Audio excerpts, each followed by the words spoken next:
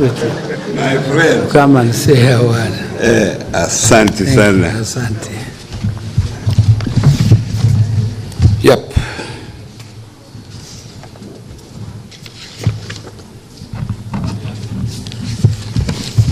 The leader of the Jaramogi family, and who is my party leader of ODM, Dr. Borodinga, my fellow cabinet colleague, and the PSS who are here, the Deputy Governor of Kisumu, and other elected leaders, representatives of the National Museum of Kenya, religious leaders and the community leaders, distinguished guests, ladies and gentlemen. I think it's now good afternoon. Today, I stand before you with a profound sense of honor, humility, and remembrance as we break ground for the Raila Amolo Odinga's mausoleum. This is a solemn moment for the Odinga family, the people of Siaya, and the entire nation. We are not simply commencing a construction project. We are laying the foundation for a national place of memory that will preserve the life, sacrifices, and ideals of our remarkable son of Kenya. For me, this occasion is deeply personal. Raila Amolo Odinga was my teacher, my mentor, and my political father, and a friend. And I can tell you, he taught me everything about politics, including how to organize maandamano. He introduced me to the demanding school of politics. He taught me that leadership is not about the comfort of office. It is about the courage to take a stand, the patience to build consensus, and the willingness to carry the hopes of others. Much of the national responsibility I've been privileged to undertake, including the one I have now, was made possible by the confidence he placed in me. Dr. Boro Oginga and the entire Odinga family. I thank Dr. Boro Oginga and the entire Odinga family for allowing us to share in this important moment. Even in their grief, they have opened this place to the nation so that Baba's story may continue to educate and inspire generation. That the generosity reflects the life he lived. He was a private individual whose struggles, hopes, and services became inseparable from Kenyans' public journey. This mausoleum is fitting because Baba's life cannot be confined to a gravestone or reduced to a list of offices held.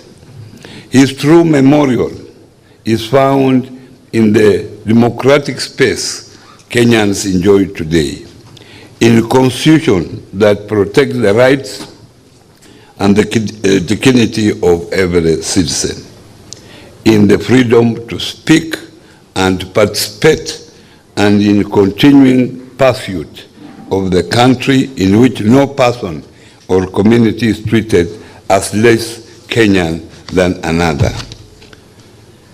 Raila believes that democracy required constant vigilance.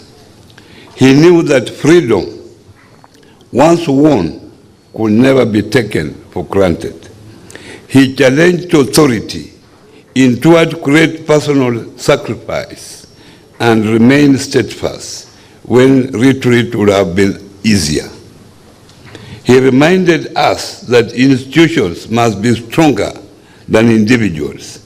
Leaders must remain accountable to the people, and political competition must never destroy the nation as we seek to serve. This mausoleum must become a shrine to democracy.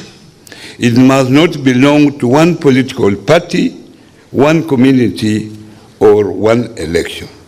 It must be a national place where Kenyans can undertake the price paid for our freedoms and the duty each generation carries to defend them.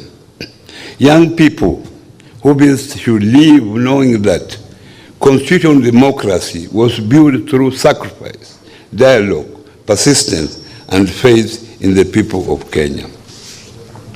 It must also stand as a beacon of hope. Papa often reminded us that the darkest hour comes before dawn. His political journey was marked by setbacks that would have defeated many people. Yet he repeatedly rose and continued. He taught us that disappointment is not the end of the road, and the courage is measured not only by victory, but also by ability to keep serving after adversity. That lesson speaks directly to our country today. Kenya still faces the high cost of living, unemployment among youth people, inequality, pressure on public institutions, and the need to restore trust in leadership. We shall honor Raila best not through words alone, but by confronting these challenges with honesty, urgency, and courage. Memory must lead to duty, and tribute must lead to action. The mausoleum must equally be a memorial to inclusion.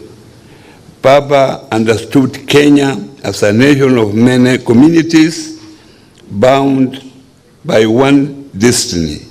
He gave opportunities to leaders from across the country, including many who might otherwise never have found a place on the national stage. I am one of those leaders. He believed that talent should be nurtured, marginalized voices should be heard, and national leadership must reflect the faith and aspiration of Kenya. Baba also understood that patriotism sometimes requires reaching across political divides.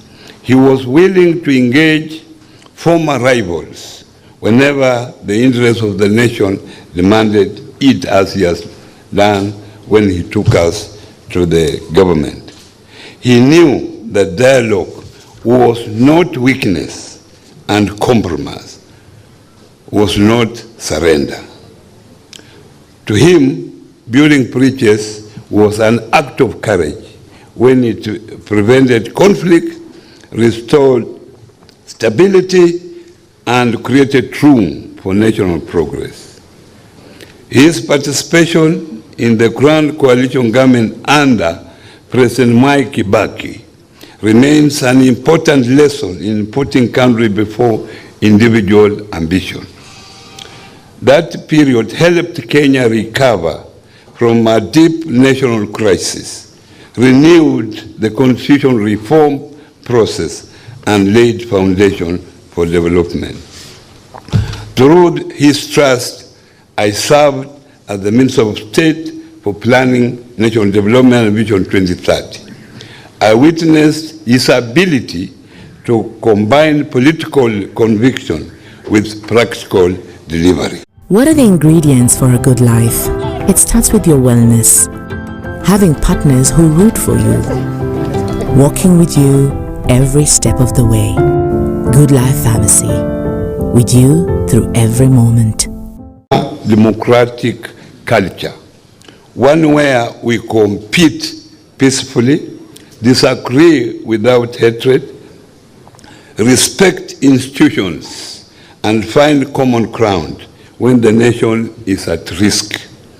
The best way to keep this memory alive is to carry forward the unfinished work of unity, justice, inclusion, and shared prosperity. I welcome the vision of a memorial that will include space for research, learning, archives, and public engagement. Let it not become a silent building visited only on anniversaries. Let it be alive with students, researchers, historians, artists, public servants, and ordinary citizens. Let its records tell the full story of the victories and disappointments, the agreements and disagreements, and the enduring conviction that Kenya could always become better. We must ensure that this project is delivered with the dignity, quality, and integrity that it is national significant demands. Its design, construction, and creation should reflect professional excellency and faithful stewardship of public resources. It should complement the existing Jaramogi Oginga Odinga Mausoleum and establish Kangoka Jaramogi as an important center for understanding Kenya independence and democratic journey. I acknowledge the government's commitment and I thank the President for this project through the National Museum of Kenya and other relevant institutions to honoring my friend Raila Odinga's contribution to our nation. This undertaking shows that Kenya can recognize service beyond party boundaries. A confident nation does not erase difficult chapters of its history. It preserves them honestly and learns from them. To Kenya's young people, I say this: you do not have to know Raila personally to inherit the democratic space he helped to create. Use that space responsibly, participate, question leaders, defend the Constitution, reject ethnic hatred and political violence, build ideas, enterprises, and institutions. Raila's long journey teaches that change often demands patience, courage, and persistence. As leaders who walked with him, we must resist the temptation to compete over who knew him best or who owns his legacy. No individual, family, party, or community can own the full meaning of Raila Odinga. His place in history belongs to Kenya. Our task is to inherit his commitment to justice, courage, dialogue, inclusion, and dignity of every Kenyan. Mama Aida, your family shared Baba with Kenya for many decades. You carried the weight of his public calling and made sacrifices that the nation may never fully understand. On behalf of those of us he mentored, I offer our enduring gratitude.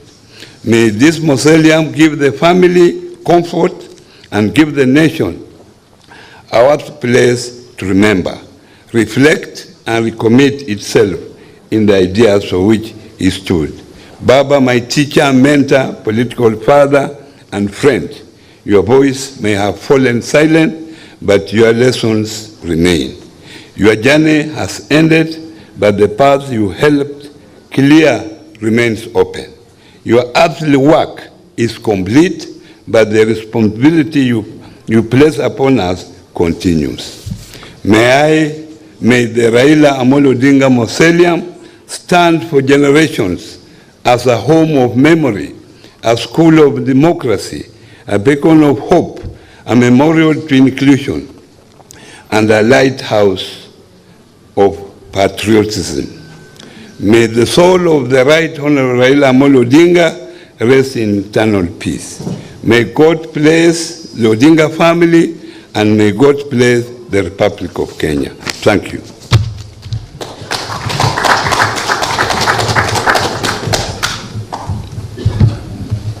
Do I, my friend? Yes. Depends. I welcome you to make your